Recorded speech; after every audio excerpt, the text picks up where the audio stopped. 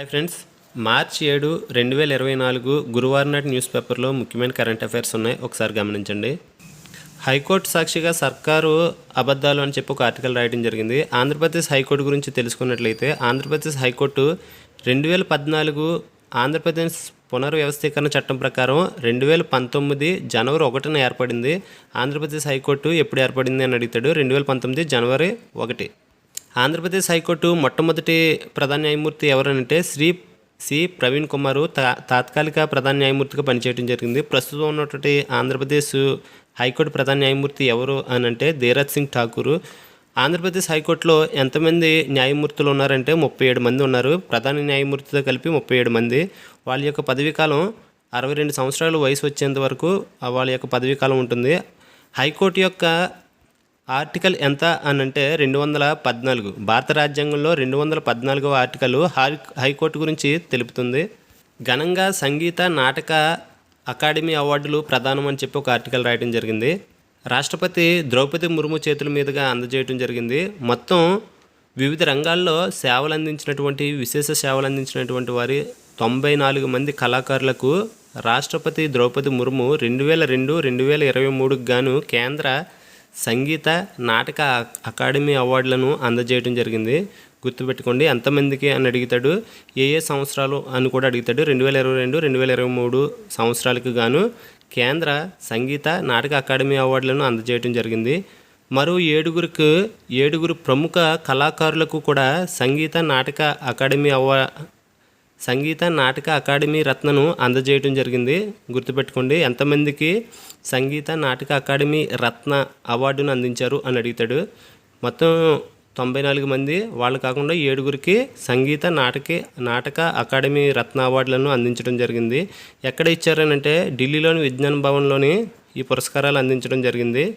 ఇందులో అకాడమీ రత్న గ్రహీతలకు cash reward ఎంత అని కూడా అడుగుతాడు. 3 లక్షల నగదు బహుమతి.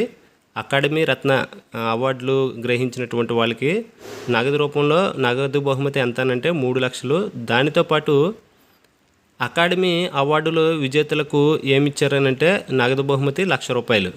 దీంతోపాటు ఏమేమి ఇస్తారు అని కూడా అడుగుతాడు. తామ్రపత్రము, అంగవస్త్రం ప్రదానం చేస్తారు.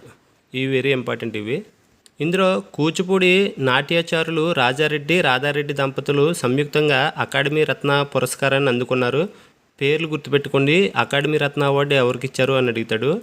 కూచిపూడి నాట్యాచారులు రాధారెడ్డి దంపతులు సంయుక్తంగా అకాడమీ రత్న పురస్కారాన్ని అందుకున్నారు. కూచిపూడి గురువులు భాగవతుల సేతురాం, మద్దాలి ఉషా గాయత్రి, ప్రముఖ గాయకుడు ఎల్వి గంగాధర్ శాస్త్రి, మండా సుధారాణి కర్ణాటక సంగీతం, వినుకొండ సుబ్రహ్మణ్యం డోలు వాయిద్యము, పేరిణి ప్రకాష్ అకాడమీ అవార్డులు అందుకున్నారు. గుర్తుపెట్టుకోండి, ఏ రంగాలలో వాళ్ళు ప్రముఖులు అని కూడా అడుగుతాడు. మండా సుధారాణి దేనిలో ప్రముఖులు అని అడుగుతారు. కర్ణాటక సంగీతంలో ప్రముఖులు. అదేవిధంగా వినుకొండ సుబ్రహ్మణ్యం డోలు వాయిద్యంలో ప్రముఖులు. ఇలాగా ఏ రంగాల్లో వాళ్ళు సేవలు అందించడం జరిగింది ప్రముఖులు అని కూడా అడగచ్చు. కాబట్టి ఇది చాలా క్లియర్గా ఇన్ఫర్మేషన్ తెలిసి ఉండాలి మీకు. ఎందుకంటే కాంపిటేటివ్ ఎగ్జామ్లో క్వశ్చన్ చాలా డీప్గా వెళ్తున్నాడు, పైన అడగకుండానే. ఇక్కడ కేంద్ర సాంస్కృతిక పర్యాటక శాఖ మంత్రి పేరు ఇవ్వడం జరిగింది, కిషన్ రెడ్డి. అదేవిధంగా కేంద్ర న్యాయశాఖ మంత్రి అర్జున్ రామ్ మేఘవాల్. బుద్ధప్రసాద్కు న్యూజెర్సీ సెనేటు జనరల్ అసెంబ్లీ పురస్కారం అందించడం జరిగింది. చూడండి, ఇక్కడ ఏపీ శాసనసభ మాజీ ఉప సభాపతి మండలి బుద్ధప్రసాద్కు న్యూజెర్సీ రాష్ట్ర సెనేటు జనరల్ అసెంబ్లీ గౌరవ పురస్కారం దక్కింది. ప్రపంచవ్యాప్తంగా ఉన్న తెలుగువారికి నిర్విరామంగా అందిస్తున్న సేవలకు గాను గుర్తింపుగా ఆయనకు గౌరవ పురస్కారం లభించడం జరిగింది. చంద్రుడిపై అణు విద్యుత్ ప్లాంటు అని చెప్పి ఒక ఆర్టికల్ రాయడం జరిగింది. ఏ 2 దేశాలు నిర్మిస్తున్నాయి అని అంటే చైనా, రష్యాలు ప్రణాళికలు రచించడం జరుగుతుంది. రోబోలతోనే నిర్మిస్తారంట. అవి 2033-2035 మధ్యలో ఏర్పాటు చేసే అవకాశం ఉంది. దీని గురించి ఖచ్చితంగా క్వశ్చన్ రావడానికి అవకాశం ఉంటుంది. కాబట్టి ఎందుకంటే చంద్రుడి మీద ఇప్పటి వరకు ఎవరు కూడా అణు విద్యుత్ ప్లాంట్ని ఏర్పాటు చేయలేదు. ఈ 2 దేశాలే ఏర్పాటు చేయడానికి ప్రయత్నిస్తున్నాయి. చంద్రుడిపై అణు విద్యుత్ కేంద్రాన్ని నిర్మించేందుకు చైనా, రష్యా ప్రణాళికలు రచిస్తున్నాయి. ఈ విషయాన్ని మాస్కో అంతరిక్ష సంస్థ రోస్ కాస్మోస్ రష్యా అంతరిక్ష సంస్థ పేరేంటి అని అడుగుతాడు. Roscosmos. ఈ రోస్ కాస్మోస్ అధినేత పేరు కూడా ఇవ్వడం జరిగింది, యూరీ బోరిసోవ్ తెలపడం జరిగింది. చంద్రుడిపై 2033-35 నాటికి అణు విద్యుత్ కేంద్రాన్ని చైనా శాస్త్రవేత్తలతో కలిపి ఏర్పాటు చేసే అంశాన్ని తీవ్రంగా పరిశీలించడం జరుగుతుంది రష్యా. ఆన్లైన్ బెట్టింగ్ ప్రకటనల్లో నటించొద్దు అని చెప్పి ఒక ఆర్టికల్ రాయడం జరిగింది. ఇక్కడ పబ్లిక్ గ్యాంబ్లింగ్ యాక్ట్ ఏ సంవత్సరంలో చేశారు అని అడుగుతాడు. 1867లో పబ్లిక్ గ్యాంబ్లింగ్ యాక్ట్ని చేయటం జరిగింది. ఇందులో ఆన్లైన్ బెట్టింగ్, గ్యాంబ్లింగ్ ప్రకటనలో నటించొద్దని చెప్పి సెలబ్రిటీలను కేంద్ర వినియోగదారుల హక్కుల పరిరక్షణ ప్రాధికారిక సంస్థ హెచ్చరించడం జరిగింది. ఈ వినియోగదారుల హక్కుల రక్షణ చట్టాన్ని ఏ సంవత్సరంలో చేశారు అని అంటే వినియోగదారుల హక్కుల రక్షణ చట్టాన్ని 2019లో చేశారు. ఇంపార్టెంట్. భారతదేశంలోని తొలి నదీ గర్భ మెట్రో రైలుని భారతదేశ ప్రధాని నరేంద్ర మోడీ నిన్న ప్రారంభించడం జరిగింది. ఏ నది కింద ఈ ప్రాజెక్టుని కట్టారు అని అంటే హుగ్లీ నది, పశ్చిమ బెంగాల్లో ఉంది హుగ్లీ నది. దీని గురించి ఖచ్చితంగా బిట్ రావడానికి ఛాన్స్ ఉంది. నిన్నటి పేపర్లో దీని గురించి క్లియర్గా చెప్పాను. ఎంత బడ్జెట్తో ఈ ప్రాజెక్టును కట్టారు, ఏ నది కింద, ఎన్ని మీటర్ల పొడవు, ఎలా నిర్మించారు అనేది కూడా నిన్నటి పేపర్లో క్లియర్గా ఇవ్వడం జరిగింది. గుర్తుపెట్టుకోండి. పర్యాటకం పేరుతో అడవులను విధ్వంసం చేస్తున్నారని చెప్పి సుప్రీంకోర్టు ఆగ్రహం వ్యక్తం చేయడం జరిగింది. ఇందులో జిమ్ కార్బెట్ నేషనల్ పార్క్ గురించి ఇవ్వడం జరిగింది. జిమ్ కార్బెట్ నేషనల్ పార్కు ఏ రాష్ట్రంలో ఉంది అని అడుగుతాడు. ఉత్తరాఖండ్లో ఉంది. గుంపగుత్త అధికారం పార్లమెంటుకు లేదు అని చెప్పి ఒక ఆర్టికల్ రాయడం జరిగింది గనుల గురించి. గనులు, ఖనిజాలు నియంత్రణ అభివృద్ధిపై పార్లమెంటుకు గుంతగుప్త అధికారం లేదు అని చెప్పి, రాజ్యాంగం కట్టబెట్టలేదని చెప్పి సుప్రీంకోర్టు స్పష్టం చేయడం జరిగింది. రాష్ట్రాలకు కూడా హక్కు ఉంటుందని చెప్పి ఈ తీర్పులో తెలపడం జరిగింది. ఇందులో గనులు, ఖనిజాలు చట్టం, గనులు ఖనిజాలు అభివృద్ధి నియంత్రణ చట్టాన్ని ఏ సంవత్సరంలో చేశారు అని అడుగుతాడు. 1957. Very important. ఇక్కడ ఆర్బీఐ గవర్నర్ పేరు ఇవ్వడం జరిగింది. ఆర్బీఐ గవర్నర్ పేరు శక్తికాంత్ దాస్. పనిచేసే ప్రదేశాల్లో లైంగిక వేధింపుల నిరోధక చట్టాన్ని కేంద్రం ఏ సంవత్సరంలో తీసుకొచ్చింది అని అడుగుతాడు. 2013లో. ఒకసారి చూడండి. పని ప్రదేశంలో లైంగిక వేధింపులకు వ్యతిరేకంగా మహిళలకు రక్షణ కల్పించేందుకు 2013లో లైంగిక వేధింపుల నిరోధక చట్టాన్ని అందుబాటులోకి తీసుకురావడం జరిగింది కేంద్రం. దీని ప్రకారం బాధిత స్త్రీ ఎవరైనా 3 నెలల వ్యవధిలో అంతర్గత ఫిర్యాదుల కమిటీకి రాతపూర్వకంగా తన ఫిర్యాదును అందించవచ్చు. లైంగిక వేధింపులు అంటే శారీరకంగానే కాదు, చూపులతోని, మాటలతోని, సైగలతో కూడా ఇబ్బంది పెట్టినా కూడా ఈ చట్టం సహాయం పడుతుంది. లేడీస్కి సంబంధించింది కాబట్టి ఇంపార్టెంట్ క్వశ్చన్ ఇది. గుర్తుపెట్టుకోండి. ఏ సంవత్సరాన్ని తీసుకొచ్చారు ఈ చట్టాన్ని అని. ఎందుకంటే మార్చి 8న అంతర్జాతీయ మహిళా దినోత్సవాన్ని జరుపుకుంటారు. అంటే రేపు.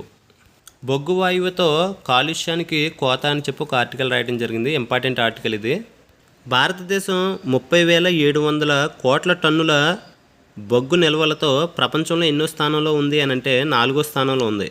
చూడండి. 30,700 కోట్ల టన్నుల బొగ్గు నిల్వలతో భారత్ ప్రపంచంలోనే 4వ స్థానంలో ఉంది. బొగ్గు నుంచి వాయువులను తయారు చేసే మొట్టమొదటి కర్మాగారం ఏ దేశంలో ఏర్పాటు చేశారు అని అడిగితే జర్మనీలోని 1825లో ఏర్పాటు చేయడం జరిగింది. అదే భారతదేశంలో అయితే 1960లో సింద్రిలో ఎరువుల కర్మాగారంలో బొగ్గును వాయువుగా మార్చే ప్రక్రియను మొదలుపెట్టడం జరిగింది. గుర్తుపెట్టుకుని. భారతదేశంలో 1960లో సింద్రిలో. తాల్చేరు ఎరువుల కర్మాగారం ఏ రాష్ట్రంలో ఉంది అని అడుగుతాడు. ఒడిస్సాలోని. డాంకుని కర్మాగారం ఎక్కడుంది అని కూడా అడగొచ్చు. డాంకుని అంటే పశ్చిమ బెంగాల్ రాష్ట్రంలో ఉంది ఇది. ఇంపార్టెంట్. ఇక్కడ బొగ్గు నుంచి మిథనాల్ను ఉత్పత్తి చేయాలని ప్రభుత్వం ప్రజెంట్ యోచిస్తుంది. భారతదేశం 2030 నాటికి ఏటా ప్రతి సంవత్సరం 10 కోట్ల టన్నుల బొగ్గును వాయువుగా మార్చాలని చెప్పి ఏ మిషన్ను ప్రారంభించింది అని అడుగుతాడు. 2021లో ఈ మిషన్ను ప్రారంభించడం జరిగింది. National coal gasification mission. Very important bit ఇది. 2030 నాటికి భారతదేశం ప్రతి సంవత్సరం 10 కోట్ల టన్నుల బొగ్గును వాయువుగా మార్చాలని చెప్పి ఏ మిషన్ను ప్రారంభించింది అని అడుగుతాడు. National coal gasification mission. లేకపోతే నేషనల్ కోల్ గ్యాసిఫికేషన్ మిషన్ దేనికి సంబంధించింది అని కూడా అడుగుతాడు. అదేవిధంగా కేంద్రం బొగ్గు నుంచి అమ్మోనియాను తయారు చేసే కేంద్రాల స్థాపన కోసం ఏ ఏ సంస్థలతో ఒప్పందం చేసుకుంది అని అడుగుతాడు. భారత్ హెవీ ఎలక్ట్రిక్ లిమిటెడ్తో సిన్ గ్యాస్ తయారీకి గ్యాస్ అథారిటీ ఆఫ్ ఇండియాతో ఒప్పందం చేసుకుంది. వెరీ ఇంపార్టెంట్ ఇది కూడా, ఈ రెండు సంస్థలు. ఇటీవల కాలంలోనే నేపాల్ దేశంలోని సంకీర్ణ ప్రభుత్వం కూలిపోయి మరొక ప్రభుత్వం ఏర్పాటు చేయడం జరిగింది. నేపాల్ యొక్క ప్రస్తుత ప్రధానమంత్రి పేరు ఏమిటి అంటే పుష్పకమల్ దహల్ ప్రచండ. పుష్పకమల్ దహల్ ప్రచండ పార్టీ పేరు ఏంటి అని కూడా అడుగుతాడు. CPN-MC అంటే communist party of Nepal Maoist centre. Nepal దిగువ సభలో ఎన్ని సీట్లు ఉన్నాయి అని అంటే 275. మన దేశ సరిహద్దుని పంచుకుంటున్నటువంటి పక్క దేశాల యొక్క ఇన్ఫర్మేషను ఖచ్చితంగా మనం తెలిసి ఉండాలి. ఇప్పుడు త్వరలో అమెరికాలో అధ్యక్ష ఎన్నికలు జరగబోతున్నాయి కాబట్టి అమెరికా సంబంధించి కొంత సమాచారం తెలుసుకోండి. అమెరికాలో ఎన్ని రాష్ట్రాలు ఉంటాయి అని అంటే 50 రాష్ట్రాలు. అమెరికా 50 రాష్ట్రాల గణతంత్ర సమైక్య. అమెరికాలో ఏ తరహా ప్రభుత్వం ఉంటుందంటే అధ్యక్ష తరహా ప్రభుత్వం ఉంటుంది. అమెరికాకి ఎప్పుడు స్వాతంత్రం వచ్చిందని అంటే 1776 జూలై 4న అమెరికాకి స్వతంత్రం రావడం జరిగింది. అమెరికాలో ఎగువ సభని ఏమని పిలుస్తారు అని అడుగుతాడు. సెనేటు. అమెరికాలో దిగువ సభని ప్రతినిధుల సభ అంటారు. అమెరికా యొక్క జాతీయ గీతం పేరు the Star Spangled Banner. America currency పేరు డాలరు. అమెరికా రాజధాని వాషింగ్టన్ DC. అమెరికా జాతీయ భాష ఏంటి అని అంటే ఇంగ్లీషు. అమెరికాకి అధికార భాష అంటే ఏమన్నా ఉందని అంటే ఎటువంటి అధికార భాష లేదు. ఇది ఇంపార్టెంట్ క్వశ్చన్ ఇది.